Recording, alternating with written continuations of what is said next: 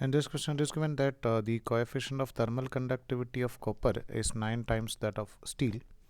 So we can just consider that the conductivity of steel as nothing but K. Then copper, it is going to be 9 times of K. In a composite cylindrical bar shown in figure, what will be the temperature at the junction of copper and steel? So RM is to find out what about the value of temperature at the junction. Let's say the temperature at the junction is equal to T, and RM is to find out the value of T over here. So by using the nodal analysis, we can find out the value for it.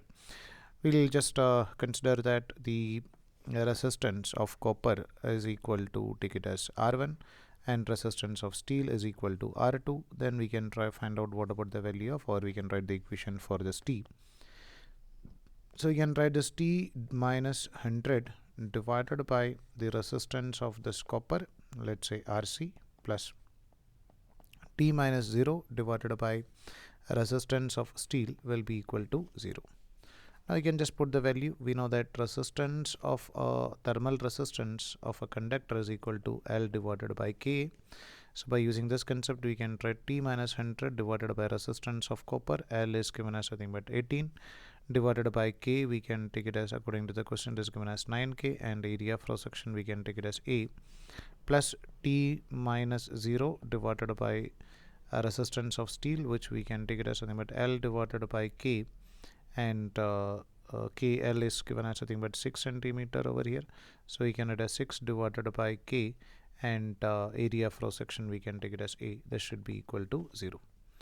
So we can take the common term like 1 by Ka, and we can cancel it with 0. So if you are cancelling this 9 and 18, this is going to be 2. So we can write the equation as T minus 100 divided by 2. Thus Ka is going to get cancelled with 0, plus we can write T divided by 6 is equal to 0.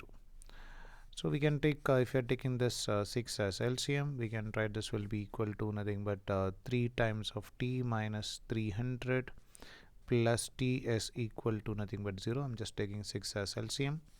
So we can write this 4T is equal to, the 6 will get cancelled with 0. So 4T is equal to, we can take it as 300.